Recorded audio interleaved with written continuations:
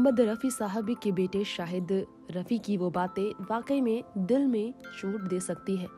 उन सभी को जो स्वर कोकिला बॉलीवुड की नाइटिंगेल लता मंगेशकर को पूजते आए हैं। साक्षात सरस्वती का रूप लता मंगेशकर को कहने वाले उन सभी फैंस को जानकर ये झटका लगेगा जब आज लता जी नहीं है, तो ये कहते हुए बड़ा अफसोस होता है कि वो इंटरव्यू शाहिद रफ़ी का वायरल हो रहा है, जिसमें लता जी को लेजेंड सिंगर, बहुत शानदार सिंगर तो शाहिद रफ़ी ने कहा, लेकिन एक अच्छी इंसान मानने से उन्होंने साफ इनकार कहा लता जी को। उन्होंने कहा वो अच्छी इंसान है, इस पर मैं सोच पड़ूंगा।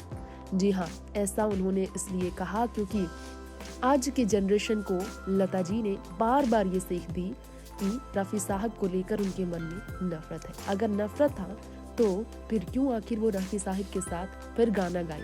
4-5 साल तो इन दोनों के बीच रॉयल्टी को लेकर झगड़ा रहा और इन दोनों ने गाने नहीं गाए, लेकिन फिर क्यों गाने गाए। जनरेशंस को ये क्या सीख दे रही है।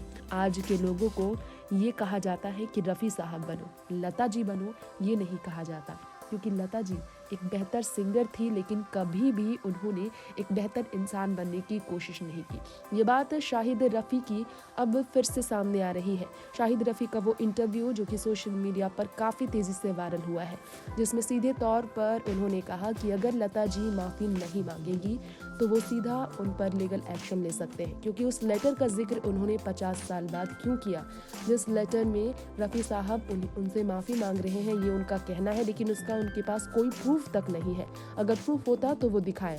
उनके बेटे हैं, वो खुद भी माफ़ी मांगेंगे अपने पिता की तरफ से। अगर लता जी के पास वो लेटर मौजूद है तो वो प्रूफ दिखाएं। लता जी के निधन के बाद शाहिद रफ़ी ने एक शब्द नहीं कहा, श्रद्धांजलि अर्पित करने के लिए एक शब्द नहीं कहा। इस वक्त पूरा हिंदुस्तान लता जी को श्रद्धांजलि अर्पित कर रहा था। मोहम्मद रफ़ी साहब के बेटे शाहिद इन सब से दूर भाग रहे थे और उसके बाद उनका ये इंटरव्यू सामने आया है, जिसमें लता जी को लेकर उनके मन की शिकायतें साफ नजर आई है। नेक्स्ट 9 न्यूज़ रूम से तृप्ति की रिपोर्ट।